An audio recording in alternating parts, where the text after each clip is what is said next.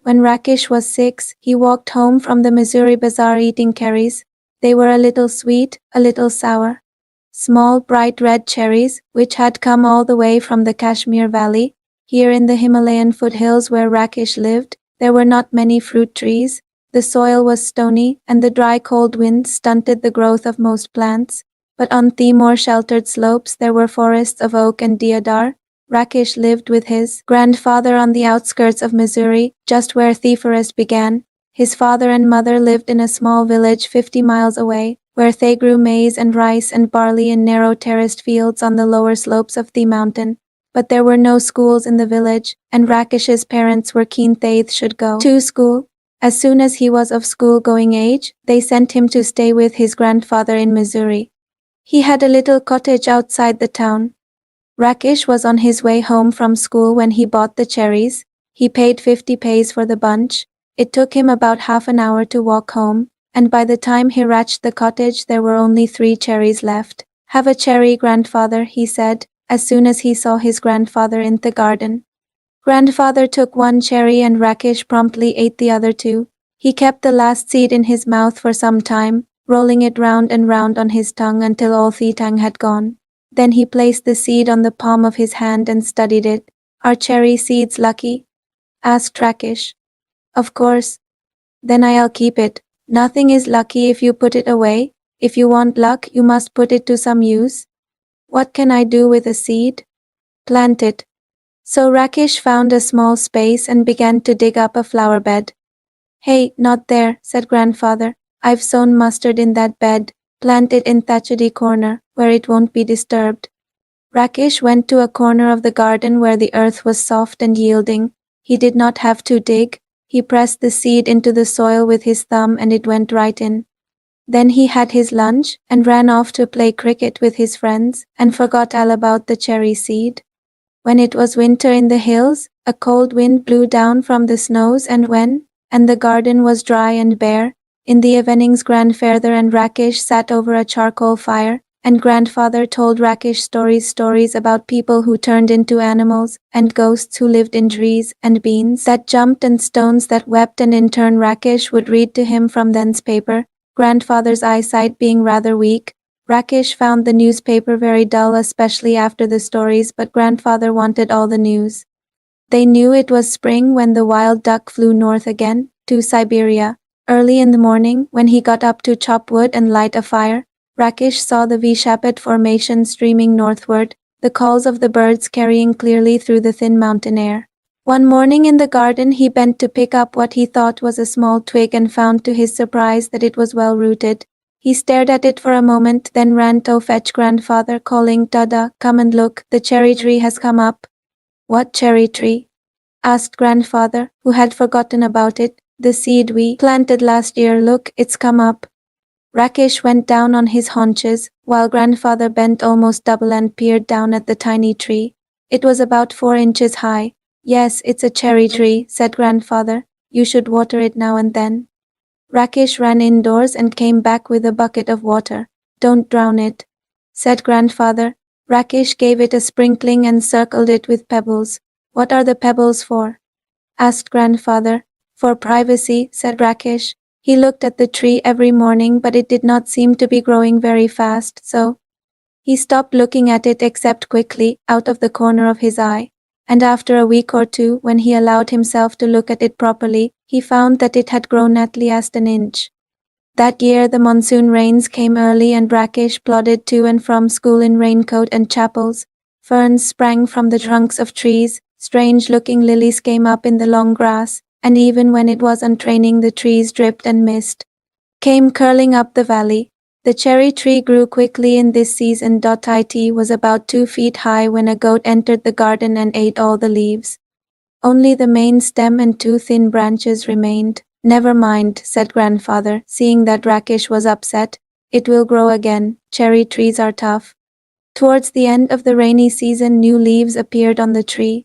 Then a woman cutting grass scrambled down the hillside, her scythe swishing through the heavy monsoon foliage. She did not try to avoid the tree. One sweep and the cherry tree was cut in 2. When grandfather saw what had happened, he went after the woman and scolded her. But the damage could not be repaired. Maybe it will die now, said Rakish. Maybe, said grandfather. But the cherry tree had no intention of dying. By the time summer came round again, it had sent out several new shoots with tender green leaves. Rakish had grown taller too. He was 8 now, a sturdy boy with curly black hair and deep black eyes. Blackberry eyes, grandfather called them. That monsoon Rakish went home to his village to help his father and mother with planting and plowing and sowing. He was thinner but stronger when he came back to grandfather's house at the end of the rains to find that the cherry tree had grown another foot. It was now up to his chest. Even when there was rain, Rakish would sometimes water the tree. He wanted it to know that he was there. One day he found a bright green praying mantis perched on a branch, peering at him with bulging eyes. Rakish let it remain there.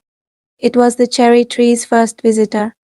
The next visitor was a hairy caterpillar, who started making a meal of the leaves. Rakish removed it quickly and dropped it on a heap of dry leaves. Come back when you're a butterfly, he said. Winter came early. The cherry tree bent low with the weight of snow. Field mice sought shelter in the roof of the cottage. The road from the valley was blocked, and for several days there was no newspaper, and this made grandfather quite grumpy. Histories began to have unhappy endings. In February it was Rakish's birthday. He was 9 and the tree was 4, almost as tall as Rakish. One morning, when the sun came out, grandfather came into the garden to let some warmth get into my bones, as he put it. He stopped in front of the cherry tree, stared at it for a few moments, and then called out, Rakish, come and look. Come quickly. Before it falls. Rakish and grandfather gazed at the tree as though it had performed a miracle. There was a pale pink blossom at the end of a branch. The following year there were more blossoms, and suddenly the tree was taller than Rakesh, even though it was less than half his age, and then it was taller than grandfather, who was older than some of the oak trees. But Rakish had grown too. He could run and jump and climb trees as well as most boys, and he read a lot of books, although he still liked listening to grandfather's tales. In the cherry tree, bees came to feed on the nectar in the blossoms, and tiny birds pecked at the blossoms and broke them off. But the tree kept blossoming right through spring, and there were always more blossoms than birds. That summer there were small cherries on the tree. Rakish tasted one and spat it out. It is too sour, he said. They'll be better next year, said grandfather. But the birds liked them, especially the bigger birds, such as the bulbuls and scarlet minavets, and they flitted in and out of the foliage, feasting on the cherries. On a warm sunny afternoon, when even the bees looked sleepy, Rakish was looking for grandfather without finding him in any of his favorite places around the house. Then he looked out of the bedroom window and saw grandfather reclining on a cane chair under the cherry tree. There is just the right amount of shade here, said grandfather, and I like looking at the leaves. They are pretty leaves, said Rakish, and they are always ready to dance if there's a breeze. After grandfather had come indoors, Rakish went into the garden and lay down on the grass beneath the tree. He gazed up through the leaves at the great blue sky, and, turning on his side, he could see the mountains striding away into the clouds. He was still lying beneath the tree when the evening shadows crept across the garden. Grandfather came back and sat down beside Rakish, and they waited in silence until the stars came out and the nightjar began to call. In the forest below, the crickets and cicadas began tuning up, and suddenly the trees were full of the sound of insects. There are so many trees in the forest, said Rakish. What's so special about this tree? Why do we like it so much? We planted it ourselves, said grandfather. That's why it's special. Just one small seed, said Rakish, and he touched the smooth bark of the tree that he had grown. He ran his hand along the trunk of the tree and put his finger to the tip of a leaf. I wonder, he whispered, is this what it feels to be God?